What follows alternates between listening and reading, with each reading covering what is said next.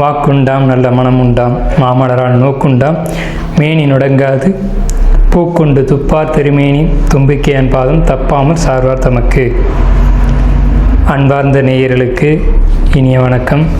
நாம் இந்த வீடியோவில் பார்க்கக்கூடிய தலைப்பு அப்படிங்கிறது தமிழ் புத்தாண்டு பலன்கள். அதாவது 60 தமிழ் வருடங்களில் இப்போ பிறக்க இருக்கக்கூடிய ஏப்ரல் 14ஆம் தேதி அன்று வரக்கூடிய தமிழ் பாரப வருஷம், இந்த பாரப வருஷத்தினுடைய தமிழ் புத்தாண்டு பலன்களை தான் நம்ம பார்க்க இருக்கோம். முதல்ல இந்த பாரப வருஷம் அப்படிங்கிற வருஷத்தினுடைய வெண்பா அப்படிங்கிறதும் அந்த வெண்பாவுக்கான விளக்கத்தையும் நம்ம முதல்ல பார்த்துருவோம். ஏன்னா பாரப வருஷம் அப்படிங்கிறது 40வது வருடங்களாக வருது. மொத்தம் தமிழ் ஆண்டுகள் 60, அதில் 40வது வருடம் பாரப வருடம். இந்த 40வது வரக்கூடிய பாரப வருடத்தினுடைய வெண்பா அப்படிங்கிறது மிக்க பாரபத்தின் பின் மலையாம் தக்க பசுக்கள் தலைக்குமே இக்கு பழிக்காது நால்வகை உயிருக்கும் இன்பம் கழிக்காதனவே கருது அப்படின்னு சொல்லியிருக்காங்க. இதுக்கு அர்த்தம் என்ன அப்படின்னு பார்த்தீங்கன்னா, இந்த பாரப வருஷத்தினுடைய ஆண்டின் பிற்பகுதி நல்ல மழை பொழியும், தக்க பசுக்கள் தலைக்கும், அதாவது நல்ல பசுமாடுகள் நல்ல பசுமாட்டினுடைய பால் வளம் பெருகும் அப்படின்றத சொல்லியிருக்காங்க. அடுத்து இக்கு பழிக்குமே அப்படின்னா, பழிக்காது அப்படின்னா இக்கு பழிக்காது அப்படின்றது ஒரு புதிய சொல்லாக இன்றைக்கி நமக்கு தென்படுது.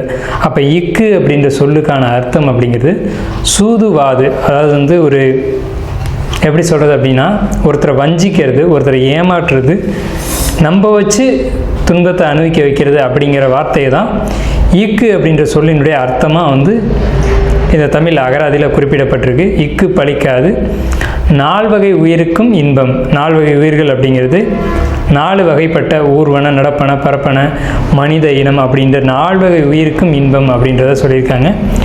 கழிக்காதனவே கருது அப்படின்ற வார்த்தையினுடைய அர்த்தம் இன்பம் பொங்கி வழியக்கூடிய ஆண்டு அப்படிங்கிறத சொல்லியிருக்காங்க. இந்த பாரப வருடத்தினுடைய ஒரு பலனாக ஒரு வெண்பாவை இடைக்காடர் சித்தர் கொடுத்துருக்காரு.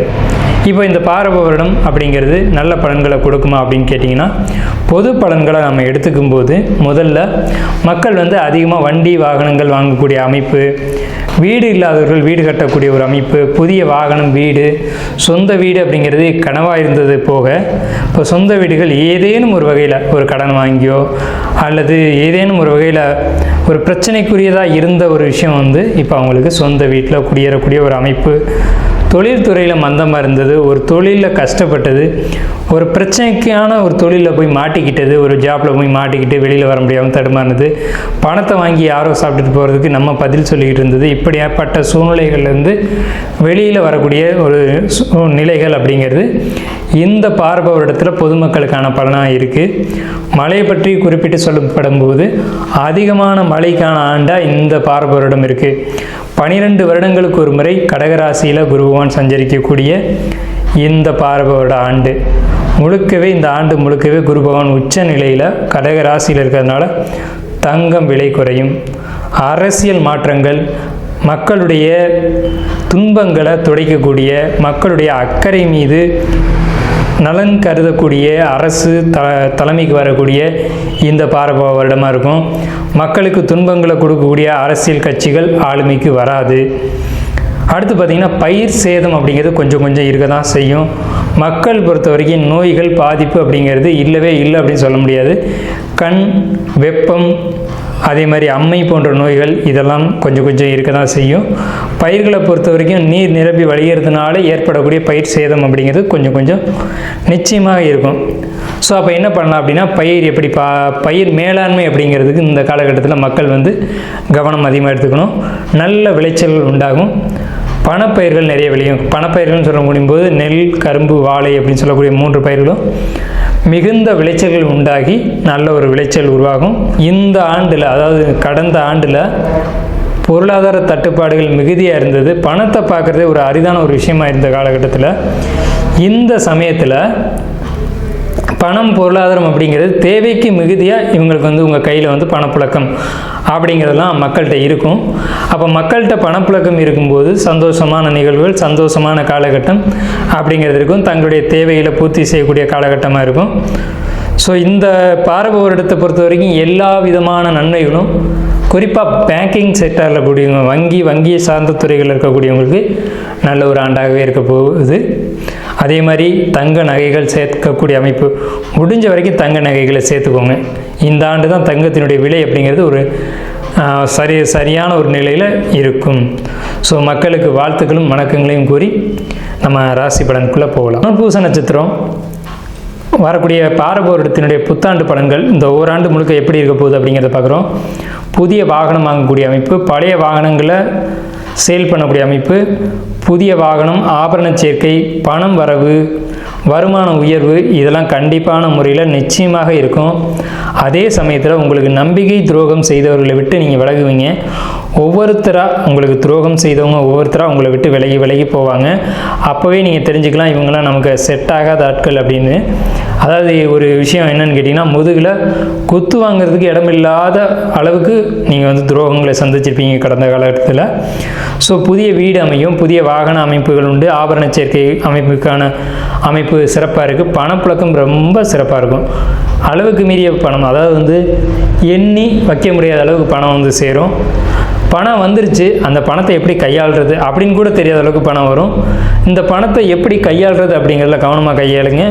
பணத்தை கணக்கு வழக்கு தெரியாமல் கையாளக்கூடாது. ஆனால் பணம் உங்களுக்கு மிகுதியாக வந்துக்கிட்டே இருக்கும். இந்த பாரப வருடம் முழுக்கவே உங்களுக்கு பண வரவு இருந்துக்கிட்டே இருக்கும். முயற்சிகள் எதுலேயுமே ஒரு கடுமையாக இருக்க வேணும். ஒரு டைமுக்கு 2 டைம் முயற்சிகளை போடணும். உழைப்புக்கு அதிகமான கவனம் செலுத்துங்க. குழப்பங்கள் அதிகமாக ஏற்படும். உங்களுடைய மனசை ஒருநிலைப்படுத்துங்க.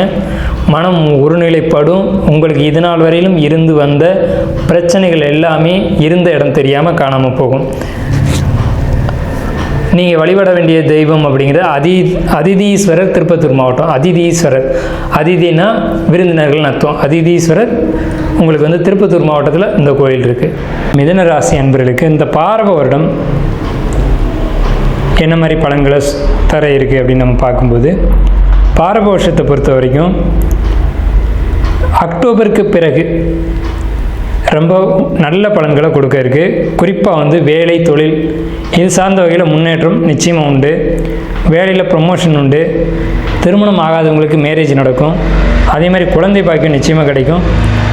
மிதுன ராசிக்கு 2ஆம் இடத்துல குரு உச்சம் அடைகிறது அப்படிங்கிறதுனால ராசிக்கு 6, 8, ராசிக்கு 10ஆம் இடமான தொழில் ஸ்தானத்தை பார்க்கறதுனால பொருளாதார வளர்ச்சி அப்படிங்கிறது மிகப்பெரிய அளவில் இருக்கும்.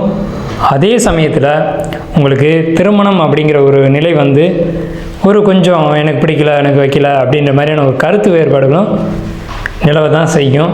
அது ஒரு வரனுக்கு 2 வரன் பார்க்கும்போது தான் திருமணம் முடியணும் அப்படின்ற ஒரு அமைப்பு வரும். உங்களுக்கு என்ன பரிகாரம் அப்படின்னு பார்த்தீங்க அப்படின்னா, திருமணத்துக்காக இருக்கட்டும், பொருளாதாரத்துக்காக இருக்கட்டும், எந்த ஒரு விஷயத்துக்கும் நீங்கள் பரிகாரம் அப்படின்னு எடுக்கும்போது குச்சனூர் சனீஸ்வர பகவானுடைய வழிபாடு அப்படிங்கிறது ரொம்ப முக்கியம். அதே மாதிரி புதன்கிழமையில் பெருமாள் வழிபாடு எடுத்துக்கிறதும் ரொம்ப முக்கியம். அதே மாதிரி உணவில் நீங்கள் எடுத்துக்கொள்ள வேண்டிய உணவுகள் அப்படிங்கிறது நீர் காய்கறிகள்னு சொல்லக்கூடிய அனைத்து உணவுகள் நீங்கள் எடுத்துக்கலாம். வெள்ளரிக்காய், அதே மாதிரி நீர் காய்கறிகள், ஒரு உதாரணத்துக்கு வெள்ளரிக்காய் எடுத்துக்கலாம். சாஃப்டான உணவுகள், ரொம்ப செரிக்கிறதுக்கு கஷ்டமில்லாத உணவுகள், குறிப்பாக பூசணிக்காய் நீங்கள் சாப்பிட வேண்டிய உணவு. மஞ்சள் பூசணி உணவில் நீங்கள் கண்டிப்பாக சேர்த்துக்கணும். அது இந்த பாரப வருடத்தில் உங்களுக்கு யோகத்தை அதை அதிகப்படுத்தி கொடுக்கும். அதே மாதிரி இந்த ஜப்சா உணவுகள் அப்படின்னு சொல்லக்கூடிய ஜப்சா விதைகள், துளசி அதிகமாக நீங்கள் எடுத்துக்கலாம். நீங்கள் சாதாரணமாக குடிக்கக்கூடிய தண்ணியில் கூட துளசி, அந்த மாதிரி துளசி போடலாம், கிராம்பு போடலாம், பட்டை போடலாம். இதெல்லாம் போட்டு அது ஊறினதுக்கு பிறகு நீங்கள் அந்த நீரை குடிக்கும்போது புதனுடைய ஆதிக்கம் உங்கள் உடலில் அதிகப்படுத்தி இந்த பாரப வருடம் உங்களுக்கு யோகத்தை அதிகப்படுத்தி கொடுக்கும். அதே சமயத்தில் கசப்பு சார்ந்த உணவுகளை நீங்கள் முழுதுமே அவாய்ட் பண்ணணும். பாகக்காய், அது மாதிரி கசப்பான உணவுகள், கோவக்காய், அதே மாதிரி உங்களுக்கு அதலக்காய், இந்த மாதிரி உணவுகள் நீங்கள் பெரும்பாலும் நீங்கள் தவிர்த்துக்கிறது ரொம்ப நல்லது. அதே மாதிரி வெளியூர் பயணங்கள், நீண்ட தூர பயணங்கள் அப்படிங்கிறத நீங்கள் குறைச்சிக்கணும். ரொம்ப ட்ராவலிங் அப்படிங்கிறத வச்சுக்கக்கூடாது. ஆனால் வெளியூர் வெளிநாட்டு பயணங்கள் தொழில் ரீதியாக உங்களுக்கு இந்த காலகட்டத்தில் வரும். அதை நீங்கள் ஏற்படுத்திக்கலாம். சனிக்கிழமை தோறும் ஆஞ்சநேயருக்கு நல்லெண்ணெய் விளக்கு ஏற்றுறது அப்படிங்கிறது ரொம்ப சரி, உங்களுக்கு ரொம்பவுமே யோகத்தை கொடுக்கக்கூடிய ஒரு அமைப்பை கொடுக்குது. இடமாற்றம் நல்ல விதத்தில் அமையும். இந்த ஆண்டு கல்வி நிலை குறிப்பாக பார்க்கும்போது உங்களுக்கு 2ஆம் இடத்துல குரு உச்சம் அப்படிங்கிறனால அடிப்படை கல்வியில் மிகப்பெரிய முன்னேற்றத்தையும், தொழில் கல்வியில் இருக்கக்கூடியவங்களுக்கு நல்ல ஒரு முன்னேற்றத்தையும் கொடுக்கும்.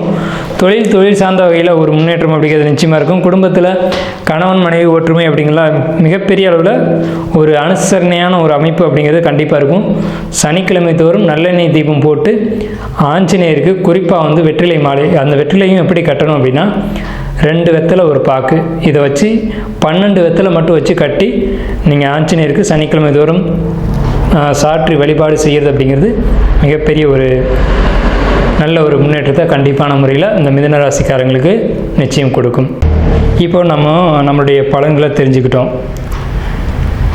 ஜோதிடத்தின் மீது ஆர்வம் கொண்டவங்களோ அல்லது கிரக நிலைகளை பற்றி தெரிஞ்சுக்கணும்னு நினைக்கிறவங்களோ அல்லது தனிப்பட்ட முறையில் ஜாதகம் பார்த்துக்கணும் அப்படின்னு நினைக்கிறவங்க, ஆன்லைன்லேயோ அல்லது நேரடியாகவோ தெரிஞ்சுக்கணும்னு நினைக்கிறவங்க, வாஸ்து தெரிஞ்சுக்கணும்னு நினைக்கிறவங்க அல்லது வீடு பார்க்கணும், எங்களுடைய வாஸ்து குறைகள் இருக்குதுன்னு சந்தேகப்படுறோம் அப்படின்னு தெரிஞ்சுக்கணும்னு நினைக்கிறவங்களுக்கு ஒரு சின்ன ஒரு விஷயம் என்னென்னு கேட்டிங்கன்னா, நமக்கு ஸ்க்ரீனில் தெரிகிற நம்பருக்கு நீங்கள் கால் பண்ணி பதிவு பண்ணிவிட்டு எப்போ வேணாலும் நம்மளை கால் பண்ணலாம்.